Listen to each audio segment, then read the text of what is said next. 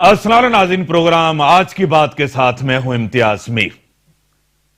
ऐसा ब्यूरो वैसे तो तारीखी तौर पे देखें, नैब बनाई सियासतदानों के और सियासी पार्टियां, पॉलिटिकल इंजीनियरिंग, पेट्रियट से लेकर काफ लीग तक, जिस तरह पीपी से पेट्रियट और नून लीग से काफ लीग जिस तरह बनाई गई, इस इदारे ने जिस तरह का प्रेशर डाला आपके सामने है।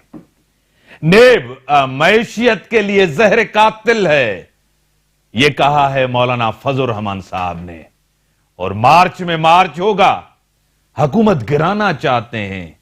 वो तो नून लीग और पीपल्स पार्टी को कह रहे थे आप हलफ ही नहीं उठाएं, लेकिन इन्होंने कहा सिस्टम को चलने दें, जमहूरियत को चलने दें। लेकिन आज ये भी चाहते हैं, ये जो 6 महीने गवर्नमेंट ने पूरे किए हैं, कारकर्दगी है सिफर, ये भी चाहते हैं किस तरह छुटकारा हासिल करें।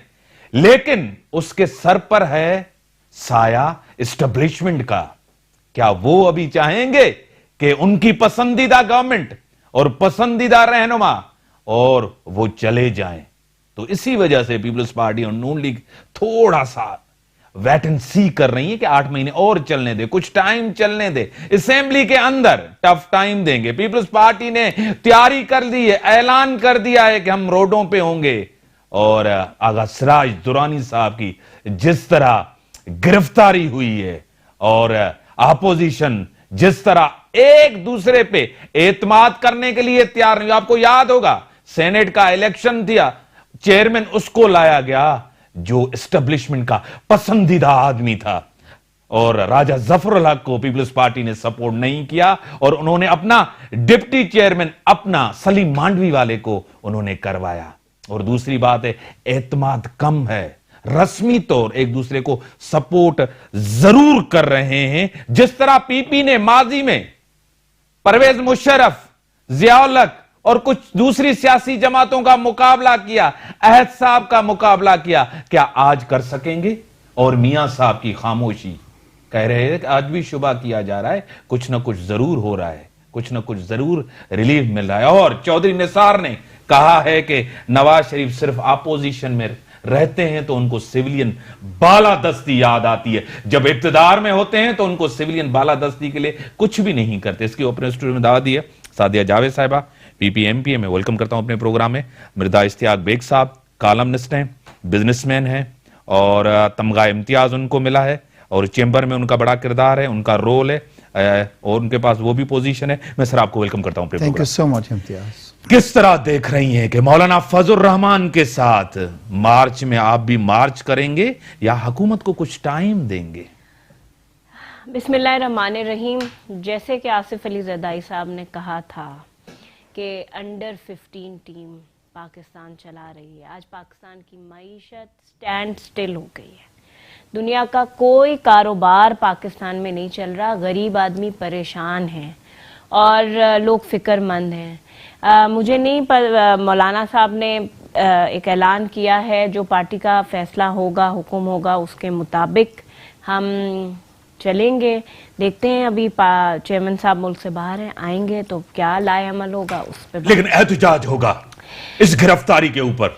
देखें, आगा सिराज दुरानी साहब कस्टोडियन ऑफ द हाउस, ठीक है, इस पे कॉन्स्टिट्यूशन ऑफ पाकिस्तान भी साइलेंट है, क्योंकि स्पीकर पाकिस्तान की तारीख में डिक्टेटर के दौर में भी स्पीकर गिरफ्तार नहीं हुआ। कॉन्स्टिट्यूशन की खामोशी का मतलब ही यही है कि स्पीकर गिरफ्तार नहीं हो सकता। मेरे हिसाब से आगा सिराज दुरानी साहब की गिरफ्तारी सिंध की असेंबली पे हमला, ठीक है, उस पे एहतजाज, और फिर उससे ज्यादा बढ़कर मतलब ह्यूमन राइट वॉच अगर इस चीज को देखे तो उनके घर में 6 खवातीन के साथ जो रवैया नैब ने, जो गुंडागर्दी नैब ने की है, उसका वो उसका कैसे वो करेंगे। आपने आगा सिराज दुरानी साहब को गिरफ्तार कर लिया था, वो कोई दहशतगर्द तो थे नहीं कि वो कराची वापस नहीं आते। इतनी क्या मजबूरी थी कि इस्लामाबाद के होटल में दरवाजे पे लात मार के दरवाजा तोड़ के आप दाखिल हो गए उनके बेडरूम में? अच्छा जी, चलें जी, आपने कर लिया। फिर जब आपने उन्हें गिरफ्तार किया था तो आपके पास एविडेंस थी ना, आप कहते हैं ना आपके पास एविडेंस थी, तो अगर आपके पास एविडेंस थी तो फिर आप उनके घर में 8 घंटे क्या तलाश करने गए थे? उनका खानदान ये कह रहा है, वो कह रहे हैं कि बताएं कागज कहाँ रखे हैं, पैसे कहाँ छुपाएं। अगर आपके पास केस तैयार है, रेफरेंस तैयार है, तो फिर आप घरों में क्यों कूद रहे हैं? इस मुल्क के अंदर तो वजीर आजम भी गए हैं, आपका अपना वजीर आजम जो अभी अभी हुकूमत थी, उसको भी खत न लिखने के ऊपर मियां साहब, शहबाज शरीफ साहब, उनकी गिरफ्तारियां, उनकी नाअहलियां, ताहयात नाअहलियां, जेलों में सब कुछ। उस टाइम तो आप रस्मी से जुमले करते थे, आज आपको जब सिराज साहब गिरफ्तार हुए तो पता चला है ना गिरफ्तारी क्या होती है। इम्तियाज मेरी बात सुने, नून लीग को तो अब इस पहला दफा है कि उसको मुकाबला करना पड़ा है गिरफ्तारियां और जेल। माजरत जलावतनियां भी की हैं, माजरत के साथ जिलावतनी भी जब उन्होंने की वो चले गए, उनकी पार्टी को पीछे नहीं पता था, यही हुआ ना। लेकिन नून लीग को तो पहली दफा इस मुश्किल वक्त का सामना है। जो हम कहते थे, अगर पिछले रिकॉर्ड उठाएं तो आसिफ अली जरदारी साहब ये कहते थे कि मियां साहब जो आप बो रहे हैं वो आपको काटना पड़ेगा, और उसका आज नून लीग को सामना है। मियां साहब के खानदान को तकलीफ और परेशानी है, नून लीग की पार्टी को तकलीफ और परेशानियां, पीपल्स पार्टी के लिए गिरफ्तारियां। मैं कह रही हूं ना, आगा सिराज दुरानी के ऊपर केसेस थे, इंक्वायरीज थी, उनकी गिरफ्तारी ठीक है हो गई। उनके घर में आप मुझे बताएं, सिंध की रिवायत है, पाकिस्तान की रिवायत है, जिस घरों में औरतें, बीवी, बच्चे हों, किसी के घर में नहीं होना चाहिए, नहीं होना चाहिए। कल क्यों अलीम खान के घर नैब करे ना, जुर्रत कूद के दिखाए मुझे, अलीमा खातून को घर बैठा बुला के दिखाए मुझे नैब। ठीक है, मैं आपकी तरफ हूं सर। क्या लग रहा है ये गिरफ्तारियों का जो सिलसिला है, नेब जो एक्टिव हुई है, बिजनेस भी आपके सामने, अवाम भी आपके सामने, हालात भी आपके सामने, कहां जा रहे हैं, किस तरफ जा रहे हैं, टकराव, जमहूरियत, पार्लियामेंट खतरे में तो नहीं है? इम्तियाज, आज सुबह यहाँ पे साबिक चीफ जस्टिस जो है मियां साकिब निसार साहब कराची तशरीफ लाए हुए हैं, और आज सुबह एक उनके लिए कराची फॉरेन अफेयर्स की एक कमेटी है, उन्होंने उनके लिए एक ब्रेकफास्ट का इंतज़ाम किया था, और एक उनसे यही सवाल पूछा गया, और उनका जवाब ये था कि नैब को बिल्कुल किसी की पगड़ी उछालने का मतलब किसने इनको ठेका दिया हुआ है कि जिसकी चाहते हैं। अभी मैं आपको एक मिसाल दूं, शहबाज शरीफ साहब के साथ क्या हुआ। वो आदमी जिसने लाहौर की शक्ल बदल दी, उसको उसी सड़कों के ऊपर जिस तरह बख्तरबंद गाड़ी में बैठा के जलील किया गया सब कुछ, at the end of the day क्या हुआ, हाई कोर्ट ने कह दिया कि कोई सबूत नहीं है और कोई चीज नहीं है ऐसी जिससे उनको मतलब फिर भी ईसीएल में नाम है, ईसीएल में नाम डाल दिया फर्दर काबीना ने के लिए आप उनका डाल रहे हैं। देखिए हो रहा ये है, विक्टिमाइजेशन की पॉलिसी जो है वो आप शुरू कर रहे हैं जो कि खत्म हो चुकी थी। सर आपके दौर में शुरू हुई थी, इनके दौर में शुरू हुई थी, एक दूसरे को, और पीपल्स पार्टी ने भी आपके खिलाफ नहीं किया था, लेकिन आपके दौर में जरदारी साहब के ऊपर जितने केसेस सब कुछ हुआ आपके दौर में हुआ। देखिए जब पीपल्स पार्टी की हुकूमत थी उसके अंदर कुछ इस तरह का विक्टिमाइजेशन नहीं हुआ। फिर जब मियां नवाज शरीफ साहब की हुकूमत आई तो आपने देखा होगा कि इस चीज की कोई चीज नहीं थी, मगर अब एक नई रवायत नहीं, मगर ये जिस तरह हरास किया जा रहा है, क्या उस टाइम आप इदारे आपको जवाब दे नहीं थे, नेब आपको जवाब दे नहीं था, एफआई आपको जवाब दे नहीं था? केसेस मैं फिर कह रहा हूं, अगर कोई शिकायत है, कोई केसेस हैं, करप्शन का कोई केस है, आप उसको केस बनाएं, let him face in the court also. मगर केस बनाने के पहले, उसका आने से पहले अगर आप उसकी पगड़ी उछाल देते हैं, जिस तरह शहबाज शरीफ साहब के साथ हुआ, जिस तरह सिराज दुरानी साहब के साथ हुआ, आप उसको मुजरिम साबित कर देते हैं पहले ही। बाद में क्या होता है, देखिए दुनिया में ये होता है कि पहले सबूतों की बुनियाद पे अगर ये नैब आज किसी वेस्टर्न कंट्री में होती तो इतनी बार सो होती कि इनके पास पैसे नहीं होते, एक पैसे के, और ये कंगाल हो जाते हैं। मतलब ये तो पाकिस्तान ऐसा मुल्क है कि आप लोगों की पगड़ियां उछालते हैं, उन बेचारों को बाद में हाई कोर्ट कहता है कि नहीं जी इनके खिलाफ कोई चीज़ हमको नज़र नहीं आ रही है, हाई कोर्ट उस चीज़ को रद्द कर देता है और उसके बाद ये फिर दोबारा शुरू कर देते हैं। मेरे ख्याल से नैब को जो उनकी पोजीशन इस वक्त ख़राब हो रही है, और अब हर जगह हर फोरम पे आप जाएं उनके ख़िलाफ़ जो है बातें हो रही हैं। ख़ास तौर पे दुरानी साहब के साथ जो हुआ, देखिए एक स्पीकर जो होता है, बिल्कुल सादिया ने बिल्कुल सही किया, कस्टोडियन होता है, मतलब आपने उसके साथ, उसकी फैमिली के साथ 7 आवर्स जिस तरह का किया, और फिर आप मनफी प्रोपेगेंडा करते हैं। आपको मालूम नहीं है सोशल मीडिया पे किस तरह की इस वक्त चीजें चल रही हैं, और वो सब दिखाई जा रही हैं, बनाई जा रही हैं। एक आदमी को मतलब मलाइन किया जा रहा है विदाउट एनी रीजन। अगेन फिर मैं कह रहा हूं कि अगर कोई केसेस हैं, आप केसेस को वो कीजिए, अक्रॉस द बोर्ड कीजिए। अगर कोई है कोर्ट के अंदर लेके जाइए, उसको प्रूफ करें। बगैर प्रूफ के अगर आप आदमियों की पगड़ियां उछाल रहे हैं तो मेरे क्या ख्याल से- हकीकत इसके पीछे इमरान खान उनकी गवर्नमेंट है? Sir ji, you don't need to be Einstein. मैं आपको बतलाऊं कि इमरान खान और उनके वज़रा जाके नैब के चेयरमैन से मिलते हैं। फिर खुद उनका उनके वजीर क्यों वज़रा ने गिरफ्तार ये होता कहा है। उनका सीनियर मिनिस्टर क्यों गिरफ्तार होता? देखिए, जिस दिन इसको गिरफ्तार किया गया था लोग बड़े खुश हो रहे थे। उसी दिन मैंने एक प्रोग्राम में ये कहा था कि थोड़े दिनों का इंतजार करें, ये एक दिखाने के लिए चीज की गई है, और इसका मकसद यह है कि किसी को यहां से उठाएंगे, क्योंकि ये बैलेंसिंग एक्ट जो है ये दिखाना कि जी हमने एक अपने आदमी को कुर्बानी दी है, और फिर ताकि लोगों को बतलाए कि जी हमने ऐसा किया है। तो ये क्या हो रहा है कि देखिए, अभी कुछ अर्से पहले मैं एक टीवी प्रोग्राम में उनके खुद एक सियालकोट से जो हैं, उन्होंने खुद ये कहा कि जी मैं एक बार गया तो आसिफ साहब की फाइल मेरे सामने उन्होंने ला के रख दी। क्या नैब को ये जेब देता है कि किसी की भी फाइल ला के किसी और के साथ में, उस्मान डार जो था उसने ये कहा। तो कहने का मकसद ये है, गलत चीजें हो रही हैं। अच्छा, अब क्या हो रहा है कि सिर्फ ये पॉलिटिशियन के साथ ही नहीं हो रहा है। इस वक्त बिजनेस की इम्तियाज ये पोजीशन है कि तमाम बिजनेसमैनों ने अपनी जेबों में हाथ डाल लिया है कि हम बिल्कुल नहीं करेंगे।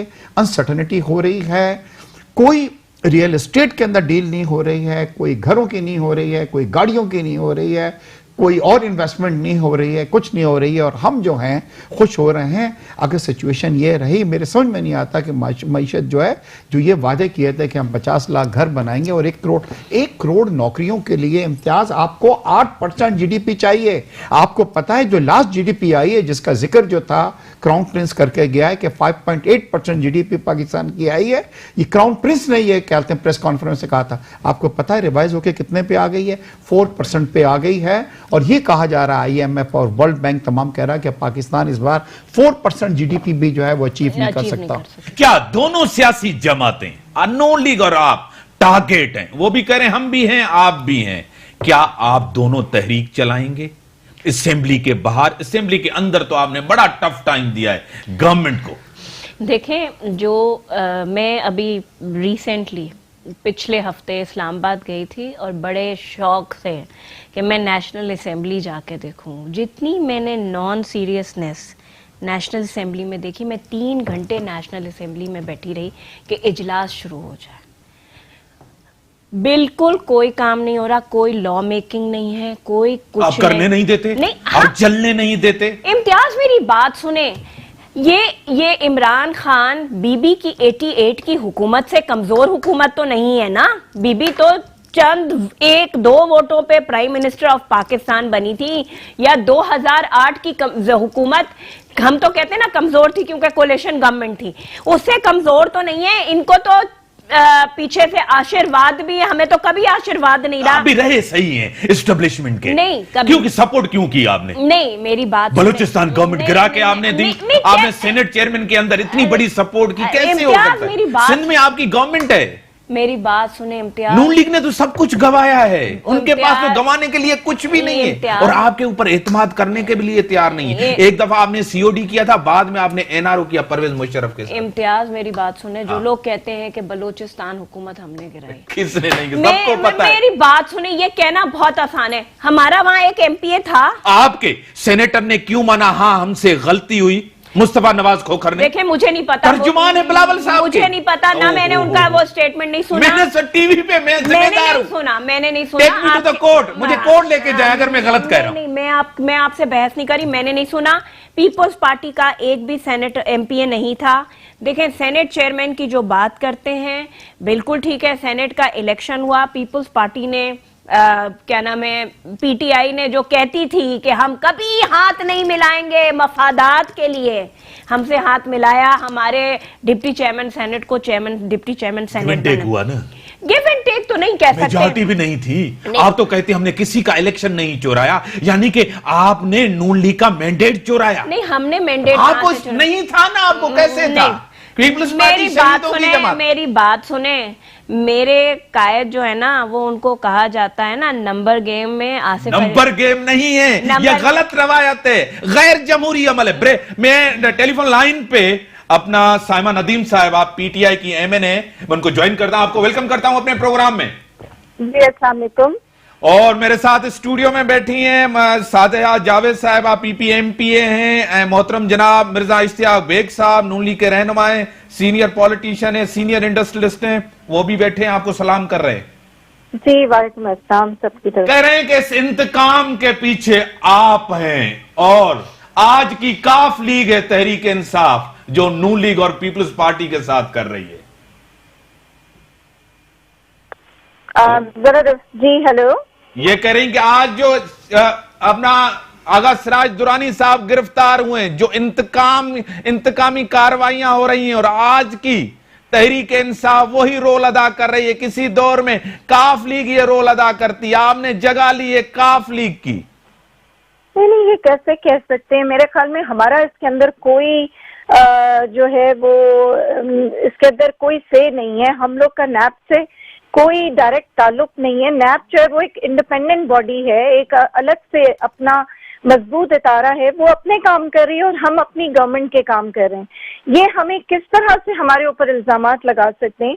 अगर ऐसी ही बात होती तो हमारे जो दूसरे लीडर्स हैं उनको भी पकड़ा जा रहा है, उनको भी बारी बारी जिनके खिलाफ वो इन्वेस्टिगेट करना चाह रहे हैं वो उनको भी घेराव में लेते हैं, उनको भी लेके जाते हैं, उनकी भी साथ साथ चल रही हैं। और वो अपनी अच्छी बात यह है कि वो अपनी जो है फौरी तौर पे इस्तीफा भी देते हैं।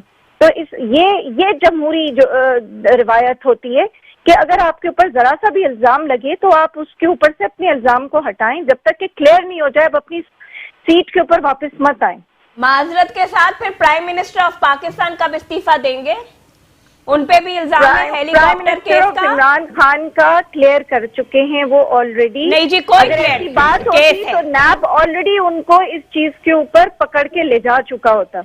अगर मैं आपको बताऊं वो केस है अपनी जगह, मुझे आप ये बताएं, दो तीन चीजें बताएं। किसी को आप तहकीकात और इंक्वायरी पे गिरफ्तार करते हैं, किसी को आप रेफरेंस के ऊपर गिरफ्तार नहीं होते। बाबर अमान आपकी जगह है। और दूसरा मालम जब्बा का केस अपने आखिरी मंतकी अंजाम की तरफ जा रहा है, सब चीजें क्लियर है। परवेज खटक साहब उस टाइम के सीएम आपके पास बैठे, क्या इनको गिरफ्तार किया जाए, न किया जाए, या क्यों नहीं गिरफ्तार किया जा रहा?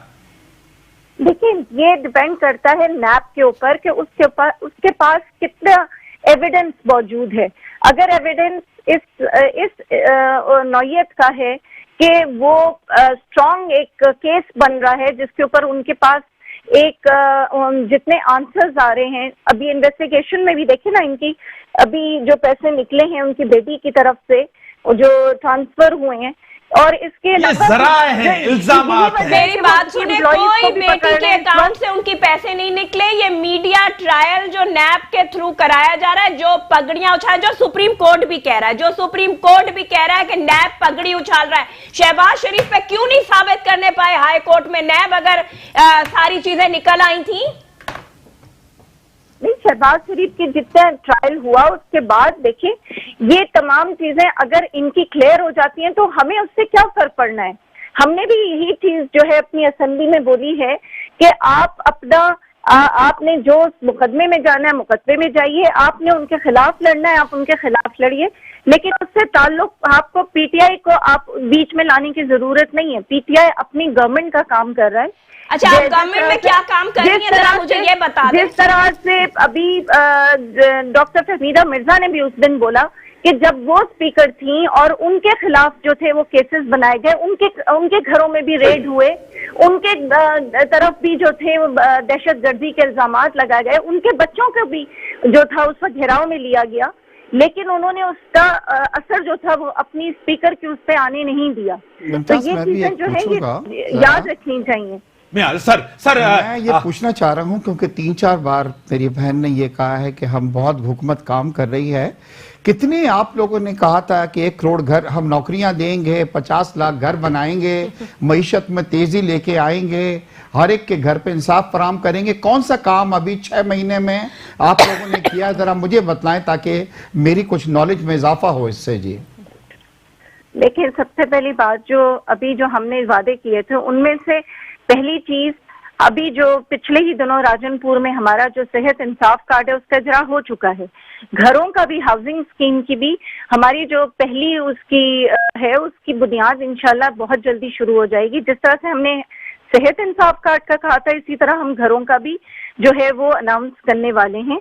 हमारे देखें, हमारा जो शुरू में था कि हमने रिफॉर्म्स करनी है, हमें जो इस वक्त मईशत मिली हमने उसको इस वक्त इम्प्रूव करना जो था वो हमारा इस वक्त ज्यादा जो था हमारे उसमें था कि हम उसको ठीक करें। हमें पीएमएलएल से जो करंट अकाउंट डेफिसिट मिला, जो हमें मुश्किलात शुरू में आई हैं, उससे हमने पहले अपने आप को निकालने की आप अवाम को क्या रिलीफ देंगे? आपके दो अहम बंदे फवाद चौधरी साहब, नईम उल हक साहब, पीटीवी एमडी को कोई सपोर्ट कर रहा है, कोई नहीं सपोर्ट कर रहा, कोई कह रहा है कि उसको सियासत का पता ही नहीं, कोई कह रहा है कि ये नए लोग आए हुए हैं। आप सीरियसनेस आपकी नजर नहीं आ रही।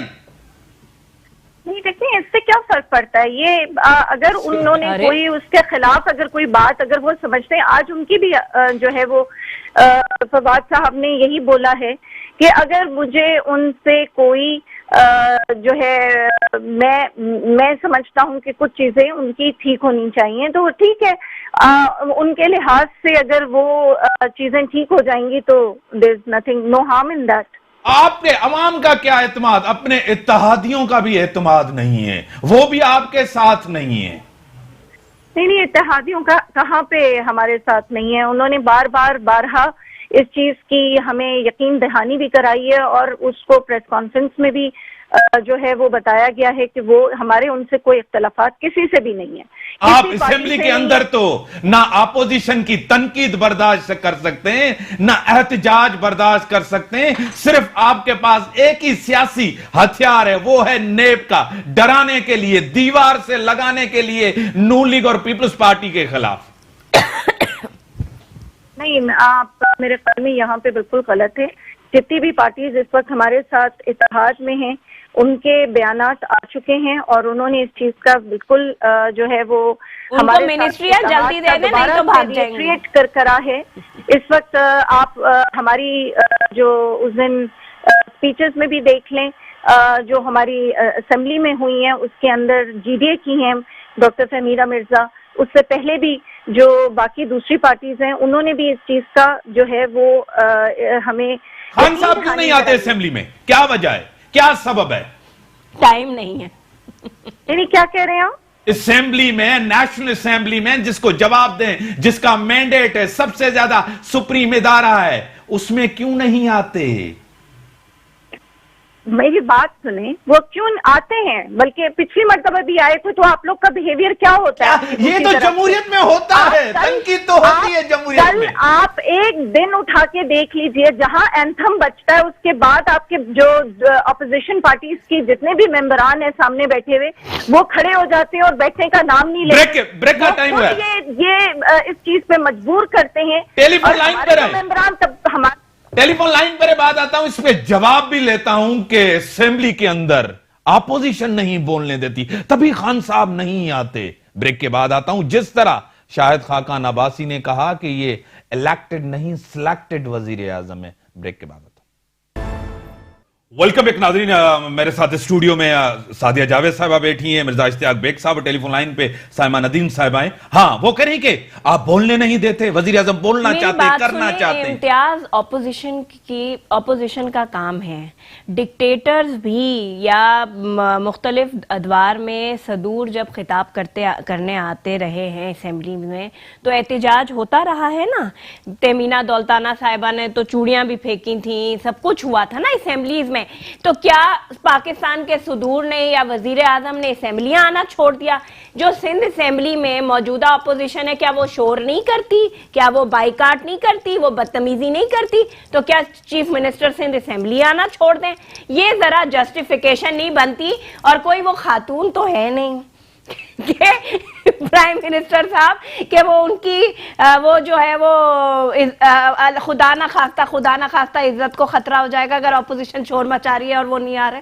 हाँ सर, आप क्या कहेंगे? अपोजिशन चलने नहीं दे गवर्नमेंट को, और प्राइम मिनिस्टर के ऊपर बिला वजह तनकीद होती है, एहतजाज करते हैं बिला वजह, प्ले कार्ड्स, नारे, गैस, बिजली के ऊपर, और आप इजलास चलने नहीं देते। सर देखिए, एक तो अभी बड़े अच्छे अच्छे काम बतला रही थी, महंगाई के अंदर इजाफा हुआ, ये मैं नहीं कह रहा हूँ, ये आप किसी से भी आप चेक कर लें, गैस के प्राइसेस बढ़े हैं, इलेक्ट्रिसिटी के प्राइसेस बढ़े हैं, इंटरेस्ट रेट जो 4% था वो 8% के ऊपर इंटरेस्ट रेट जो है वो आ गया। इन्फ्लेशन जो होता है, जो महंगाई, हाँ जी बिल्कुल आपने सही कहा, इन्फ्लेशन जो कहते हैं महंगाई का एक पैमाना है, उसके अंदर आपका इजाफा हुआ है। ये तमाम चीज़ें एक्सेप्ट करने को तैयार नहीं है। फिर ये कहते हैं कि जी क्रिटिसाइज भी नहीं करो। दूसरी मैं आपको एक इम्पॉर्टेंट चीज़ बतला रहा हूँ कि मैं खुद भी कॉलम लिखता हूँ और मेरे पास सैकड़ों लोगों की कॉल्स आती हैं। आप यकीन करें कि वो बिजनेसमैन इम्तियाज़ जिन्होंने पीटीआई को वोट दिया था, आज वो कह रहे हैं कि हम कफ़ारा किस तरह अदा करें अपना, कि हमने इतनी बड़ी गलती की थी, कफ़ारा किस तरह अदा होगा। उसकी वजह यह है कि पूरी इकॉनमी का जो है वो सत्यानाश हो गया है। मगर एक चीज़ मैं आपको बताना चाहता हूँ कि इन 6 महीनों में जो पॉपुलैरिटी कम हुई है, वो आप मुझसे नहीं, आप किसी भी जगह पे आप जितने भी पोल आ रहे हैं उसमें आ रहा है कि पीटीआई, इमरान खान की पॉपुलैरिटी में कमी आई है। हुकूमत चलनी चाहिए। देखिए हो क्या रहा है कि इसके ऊपर बड़ी बहस हुई है और चलनी चाहिए, चलने देंगे, मेरे ख्याल किस से तरह? बिलावल भुट्टो साहब ने भी ये कहा था इनिशियली कि हम आपको सपोर्ट करेंगे, क्योंकि देखिए अगर सियासी शहीद आप इमरान खान को, पीटीआई को बना देंगे तो उसका नुकसान होगा। आप इन्हें थोड़ा टाइम और दें, यानी कि 5 साल गवर्नमेंट को जो मैंडेट है उसके साथ। आई एम नॉट सेइंग कि 5 इयर्स दें, मगर 6 महीने। सर आपको 5 साल, इनको 5 साल, इन लोगों 5 साल में तो पता नहीं मैं और आप जिंदा बचेंगे कि नहीं बचेंगे, मेरे खाने को नहीं होगा कुछ महीने और इनको अगर आप देंगे तो आप देखेंगे इनकी पॉपुलैरिटी फर्दर नीचे आएगी इनकी। मगर सियासी शहीद नहीं बनाना है। अगर सियासी शहीद आपने बना दिया तो ये जाके हर जगह यही कहेंगे कि जी देखिए जिस तरह भी वो मेरी बहन करी थी, हम इतने अच्छे काम कर रहे हैं और देखिए हमें हटा दिया गया। फिर दूसरी बात यह है कि जो लोग इन्हें लाए हैं वो भी थोड़ा सा, उनकी भी मतलब एम्बैरेसमेंट हो गई। तो सपोर्ट है। हाँ अभी तो सपोर्ट है उनकी, डेफिनेटली सर पे साया है हाँ, एस्टेब्लिशमेंट का। वो इनको चाह रहे हैं, कैसे गिरने देंगे सर इनको? हाँ नेचुरली वो नहीं देंगे, आपको तोड़ देंगे, आपको जेल में डाल देंगे, लेकिन इनको तो अभी चलने देंगे ना। अपनी इज्जत भी तो बचानी है। मगर देखिए इम्तियाज, हमेशा ये चीज़ें जो होती हैं जिसमें आपकी गिरफ्तारियां होती हैं, आप पे केसेस, ये पहली बार नहीं हुआ पाकिस्तान की हिस्ट्री के अंदर, ये हमेशा होता रहा है। मगर आप सोचते हैं मुशर्रफ के ज़माने में वही सोच सकता था कि जितनी ज़्यादा हुए लोगों को कोड़े मारे गए और उनको जेलों में डाल दिया गया, जमहूरियत नहीं थी गई। हाँ जमहूरियत नहीं थी। मगर क्या पार्टियों को खत्म कर दिया? क्या पार्टियों को खत्म कर दिया? नहीं, क्या पीपल्स पार्टी के ऊपर आपका एतमाद नहीं है? वो नहीं है। जिस तरह पीपल्स पार्टी ने शहबाज शरीफ साहब को वोट नहीं दिया, जिस तरह राजा हक साहब को वोट नहीं दिया असेंबली और सेनेट के अंदर, मैं आपको बताऊं, क्या इनका भी है कि हम आपके ऊपर एतमाद नहीं करते? मैं अंदर के हलकों की बात करता हूं, इनसाइड पे। उसकी वजह यह है कि जब एआरडी था तो उस टाइम एआरडी के दौरान मियां साहब ने क्या किया, परवेज मुशर्रफ के साथ जो करके मुआहदा वो चले गए। पीपल्स पार्टी और एआरडी का सबसे ज्यादा धक्का लगा। इनका आपके ऊपर एतमाद नहीं, इनका आपके ऊपर, दोनों का एक दूसरे के ऊपर एतमाद नहीं। जब तक एतमाद नहीं होगा तो स्ट्रगल कैसे होगी सर? देखिए ये बात आप सही कह रहे हैं। हुआ ये था कि पहले भी ये मरियम नवाज ने भी ये चीज़ कही थी कि आज हमारे साथ जो हो रहा है कल ये पीपल्स पार्टी के साथ भी होगा। शायद आपको उनका ये फिक्रा याद हो, मतलब, और वही चीज़ें अब साफ में आ रही हैं। मगर ये हो रहा है कि कुछ बेतमादी की जो है काफ़ी तक वो फजा जो है वो ख़त्म हो चुकी है। मौलाना फजल रहमान ने किरदार अदा किया है। हाँ, ये इज आल्सो प्लेइंग इम्पोर्टेंट या रोल जेल इसके ने, अंदर जेल ने, इंतकाम ने, एहसाब ने आपको मजबूरन एक साथ कर दिया है। देखिए जब ज्यादतियां आप लोगों के साथ करते हैं तो वो ज्यादतियां जो हैं लोगों को करीब ले आती हैं और एक प्लेटफॉर्म। सर मैं आखिरी उनसे जवाब ले लूं जी, क्या बात करेंगी साहिबा नदीम साहिबा? जी मैं देखें इम्तियाज साहब, आप लोग मेरे ख्याल में भूल रहे हैं कि जब पीएमएलएन जो उनका टेन्योर था उस वक्त करंट अकाउंट डेफिसिट जो था वो $2.5 बिलियन से 19 बिलियन पे चला गया था। एक्सपोर्ट उनकी जो थी वो बढ़ने के बजाय डिक्रीज हो गई थी, $200 मिलियन पे आ गई थी। ट्रेड डेफिसिट उनका डबल होके 15 बिलियन से 31 बिलियन पे चला गया था। इसी तरह जब वो मई में वहां हम छोड़ के गए तो इकोनॉमी बैंकक्रप्ट हो चुकी थी, फॉरेन डिफॉल्ट। स्टेट बैंक की रिपोर्ट आपने पढ़ी है? आपने कितने नोट छापे हैं? आपने कितना कर्जा लिया? पाकिस्तान की तारीख में किसी हुकूमत ने 6 महीने में इतना कर्जा नहीं लिया जितना आपने स्टेट बैंक से ही ले लिया। पूरी करनी दीजिए, मुझे पूरी बात करनी दीजिए। आप उनका पहले बाकी बातें सुने। सर्कुलर डेब्ट उनका 1200 बिलियन था, 3 टाइम लार्जर था जब उन्होंने टुक ओवर किया। स्टेट ओन्ड उनकी जितनी एंटरप्राइजेस थी वो 190 बिलियन से 450 बिलियन पे चली गई थी। स्टील मिल आपका बंद हो गया। रेलवेज में आपके लॉसेस इंक्रीज हो गए थे 32 बिलियन से 40 बिलियन पे। ठीक है, प्रॉफिट में जा रही हैं। अब आप हमें अपने 6 महीने का बताती हूँ कि हमने 6 महीने में ये जो चीजें थी जब हमारे पास आई हैं, हमने कम से कम जो कोशिश की है, हमारा ट्रेड डेफिसिट इस वक्त रिड्यूस होके 10% 6 महीने में हमारा कम हुआ है। फिर हमने 32% जनवरी में किया है। करंट अकाउंट डेफिसिट हमारा डिक्लाइन होके 4.4 पे पहले 6 महीने में आया है। फिर हमने अपनी जो बिजनेसेस हैं उनकी ईज ऑफ डूइंग बिजनेस जो इस वक्त जो हमने इंट्रोड्यूस किए हैं, इकोनॉमिक रिफॉर्म पैकेजेस दिए हैं। अवाम को रिलीफ क्यों नहीं मिल रहा? अवाम क्यों चीख रही है? बिजनेसमैन क्यों चीख रहा है? इंटेलेक्चुअल क्यों चीख रहा है? बिजनेसमैन अब नहीं चीख रहा, उनकी बहुत सी चीजें हमने एड्रेस करनी है। हमारा ये जो दूसरा इस वक्त मैडम पाकिस्तान में कारोबार ही खत्म हो गया है। इस वक्त जो हमारा बेसिक 2-3 मसले रह गए वो भी हम इंशाल्लाह हल बड़ी मेहरबानी, टाइम हमारे पास लिमिटेड है। बड़ी मेहरबानी, आपने टाइम दिया। हाँ, आप कह रहे हैं कि उन्होंने तो बहुत ही ऐसी पिक्चर पेश की है कि रोजी पिक्चर के पाकिस्तान के अंदर बहुत बेहतर हालात हैं। मेरा ख्याल है कि वो हो सकता है उनके जो नेशनल असेंबली में उनको ये रोजी पिक्चर दिखाई जाती होगी और वो वहाँ देखती होंगी। वरना अगर आप स्ट्रीट में जाएं, बड़े बड़े बिजनेसमैन के पास जाएं, पाकिस्तान के इंडस्ट्रियलिस्ट के पास जाएं, वो अपने सर पकड़ के बैठ गए हैं, इंतहाई परेशान हैं। पाकिस्तान में कोई बिजनेस नहीं हो रहा। आज सुबह दुनिया टीवी पे रिपोर्ट चल रही थी। स्टॉक मार्केट से बात करें, इंडस्ट्रियलिस्ट से बात करें, लैंड प्रॉपर्टी से डीलर से बात करें, गाड़ी वाले से बात करें, किसी से बात करें, वो ये कह रहा है कि भाई हम क्या करें, हम कोई काम नहीं है। इम्तियाज में एक तो मैं उस वक्त बोला नहीं कि इंटरप्ट करना अच्छा नहीं लगता। मैं वाइस प्रेसिडेंट फेडरेशन का रहा हूँ। 5 सालों में $25 बिलियन जो थे ना बाहर से कर्जा लिया गया, जो ज़्यादातर जो था इन्वेस्ट हुआ है हमारे एनर्जी के अंदर, और आपने देखा है कि एनर्जी के अंदर बेहतरी आई है। 6 महीने के अंदर 3 बिलियन सऊदीया से, 3 बिलियन यूएई से और चाइना से हमने, और 3 बिलियन का हमने जनाब डेफर्ड ऑयल भी लिया। $12 बिलियन हमने 6 महीने में लिए हैं। तारीख का रिकॉर्ड है ना ये आज तक। हाँ। ये मेरी बहन के समझ में नहीं आएगा। अब आ जाइए वो करंट अकाउंट का, उनसे पूछ लो करंट अकाउंट डेफिसिट होता क्या है। करंट अकाउंट डेफिसिट ये है कि हमारी एक्सपोर्ट्स बढ़ जाएं। कौन कहता है एक्सपोर्ट्स में इजाफा हुआ? नहीं। क्या इंपोर्ट्स हमारी कम हो गई हैं? नहीं, हमारी इंपोर्ट्स जो है वो कम नहीं उसके अंदर आई है। हमारा डीवैल्यूएशन आपको पता है कितना हुआ है? आप हैरान हो जाएंगे कि पाकिस्तान की तारीख में पाकिस्तान का रुपया, और अभी ये एंड नहीं हुआ है आने वाले वक्त में। अच्छा, दूसरी बात यह है कि अब अभी आप जाइए और जरा चेक कर लीजिए, जिस दिन नवाज शरीफ की हुकूमत गई है $14 बिलियन जो थे हमारे रिजर्व में थे। देखिए ये क्या है कि पूरी पार्टी रोज आना आती है टीवी पे और कोसने देना शुरू कर देती है। वो जो होते हैं ना गांवों की बड़ी औरतें होती हैं, बड़ी औरतें जो कोसने देने लग जाती हैं।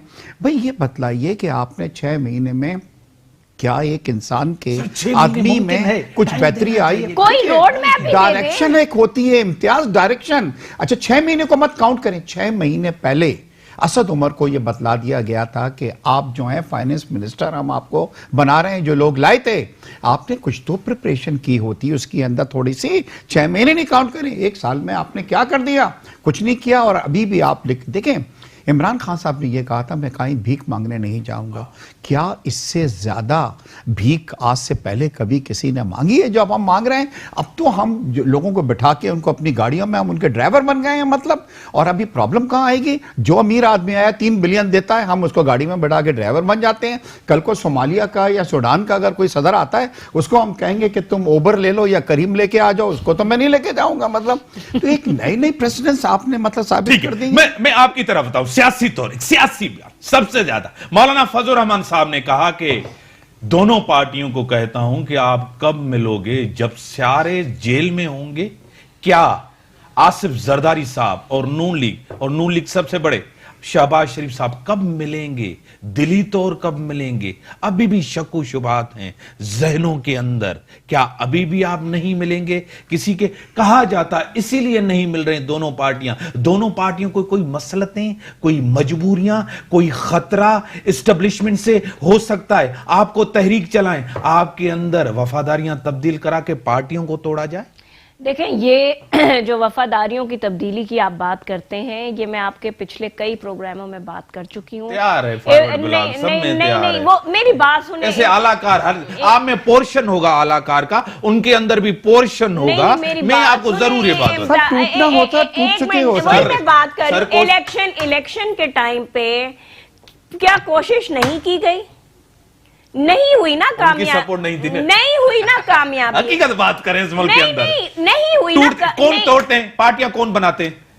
हुकूमतें कौन गिराते हैं? कौन बनाते हैं? एस्टेब्लिशमेंट। वो आपको क्या बताए? अगर वो सीरियस हो, माहौल नहीं बना हुआ। नहीं, मेरी बात सुने। उन्होंने पूरी कोशिश की ना, सिंध में भी पूरी कोशिश की, पंजाब में भी कोशिश की गई।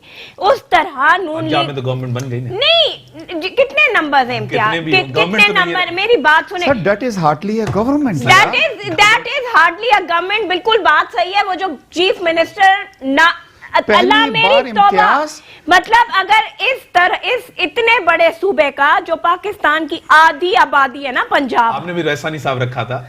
नहीं, मेरी बात सुने, लेकिन मेरी बात सुने। जो पंजाब का सूबा है, जो उसका हशर हो रहा है, कल जो वो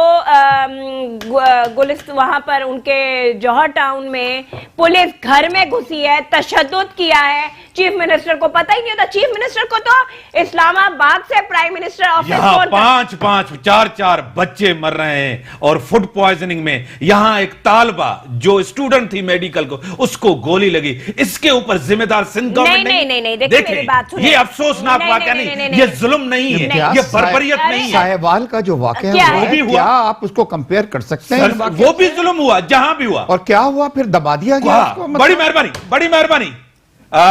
ऐसा सबका हो, सब रहनुमाओं का हो जिनके ऊपर केसेस हैं, लेकिन टारगेट न किया जाए। अगर गवर्नेंस की बात करते हैं तो सिंध के अंदर गवर्नेंस भी आपके सामने। जिस तरह बच्चे, कहां थी सिंध गवर्नमेंट? जिस तरह पुलिस मुकाबले होते हैं, एक स्टूडेंट्स को जिस तरह गोली लगी, यह कितना अफसोसनाक है। इसका जिम्मेदार कौन? साहिवाल आपके सामने। कुछ भी नहीं हुआ, कोई भी रिपोर्ट नहीं है, कोई सीरियस नजर नहीं आई। हम हमेशा दूसरे केस का इंतजार करते हैं, पिछले केस को भूल जाते हैं। जिम्मेदार सियासतदान है, सियासी पार्टियां। इसी के साथ दीजिए इजाजत। अल्लाह हाफिज।